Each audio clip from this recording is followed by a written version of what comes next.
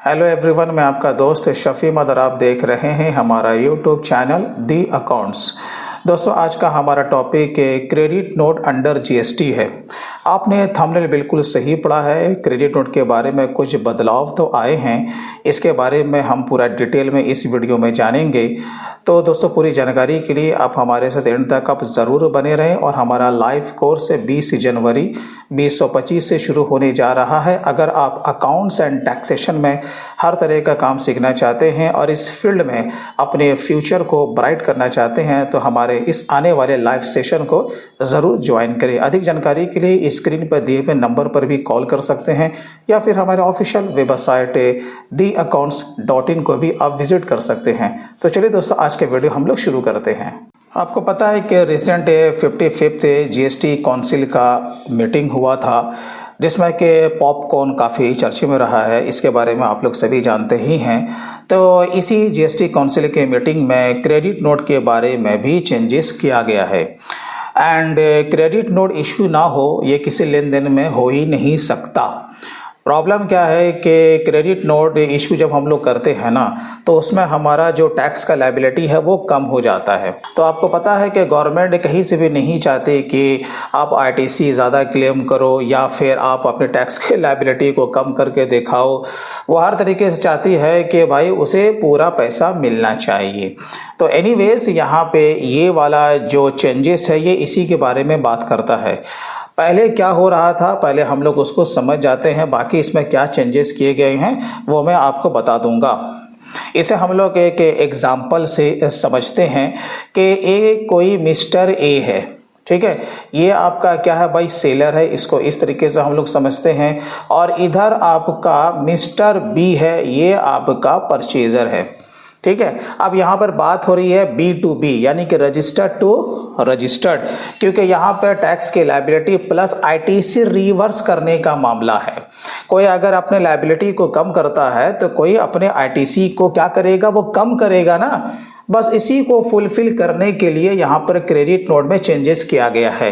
ये काम तो पहले भी हो रहा था, लेकिन पहले जो हो रहा था ना, उसमें क्या हो रहा था कि जो भी परचेजर है वो अपने इनपुट टैक्स क्रेडिट को कम नहीं कर रहा था। यानी कि पहले उसने पूरा आईटीसी ले लिया, जब बाद में जब उसने डेबिट नोट इशू किया, सेलर ने क्रेडिट नोट को इशू किया, जबकि उसके 2B में रिफ्लेक्ट भी कर रहा है, इसके बावजूद भी उसने उसे क्या कर दिया, वहां से इरेज कर दिया या डिलीट कर दिया, है ना। लेकिन अब वैसा काम नहीं होगा।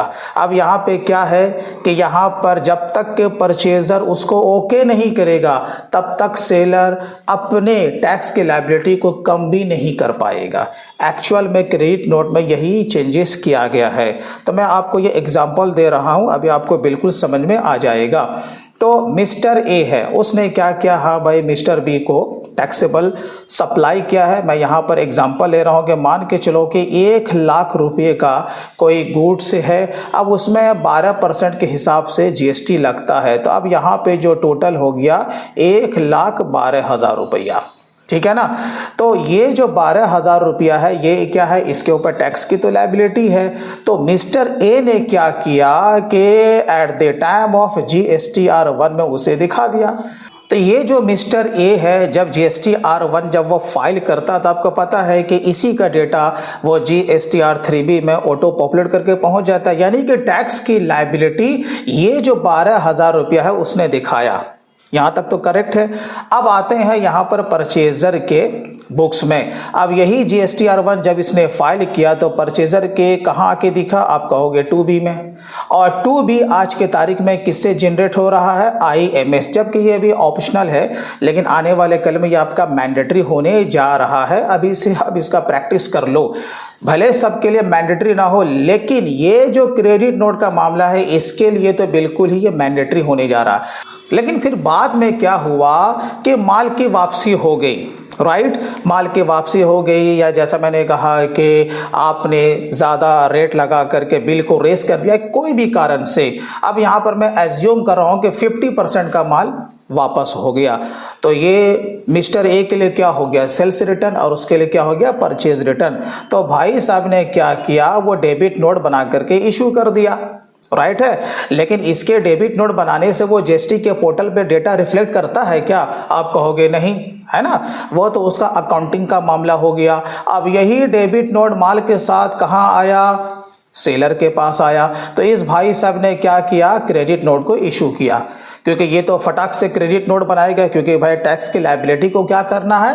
कम करना है। तो क्या हुआ, इसने जो डेबिट नोट इशू किया ना वो 50% का था। मैं मान लेता हूं कि 50,000 का वो माल का दाम था और इस पे जो आपका लगा 6,000 रुपए का जीएसटी लगा, राइट है।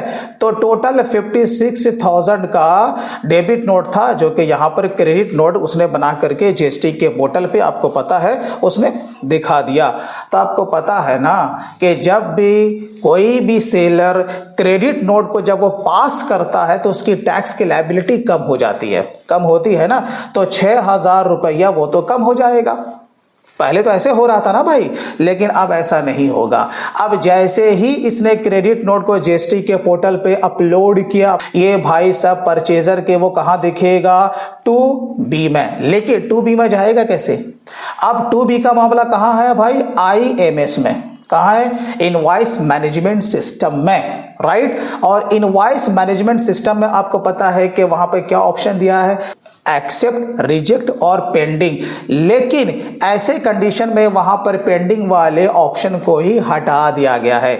अब ये जो है ना आपका ये परचेजर, जब इसके IMS में ये इस तरीके से यहाँ पे शो करेगा, मैं यहाँ पर एग्जांपल ले रहा हूँ कि यहाँ पार्टी का नाम रहेगा मिस्टर ए, यहाँ पर उसका वो फिगर रहेगा, मैं यहाँ पर सिर्फ टैक्स का फिगर लिख रहा हूँ और यहाँ पर लिखा रहेगा भाई, आपने देखा होगा एक्सेप्ट, और यहाँ पर रहेगा केवल रिजेक्ट। पेंडिंग का यहां पे ऑप्शन को ओमिट कर दिया जाएगा, ठीक है।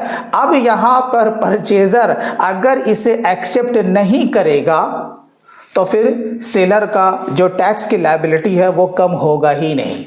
तो अब यहां पर सेलर भी क्या करेगा भाई? परचेजर को बोलेगा अरे भाई हमने रिटर्न तो अपलोड कर दिया है, भाई आप अपने एंड से इसे एक्सेप्ट कर लो। तो जब तक परचेजर इसे एक्सेप्ट नहीं करेगा, ये जो मिस्टर ए है इसका वो फायदा नहीं ले पाएगा। और अगर वो रिजेक्ट अगर वो कर देता है, क्योंकि पेंडिंग का इसमें ऑप्शन रहेगा ही नहीं, रिजेक्ट अगर कर देगा तो फिर मिस्टर ए बेचारा को क्या करना होगा? वो अपने लायबिलिटी को कम नहीं कर पाएगा। और ये जो मिस्टर बी है परचेजर जो है, जब वो इसे एक्सेप्ट करेगा तब जा करके ये बाय डिफॉल्ट 2B में रिफ्लेक्ट होगा और तब जा करके इसका इनपुट टैक्स का क्रेडिट कम होगा। तो आपने देखा ना ये एक दूसरे से क्या हो गया? कनेक्टेड हो गया।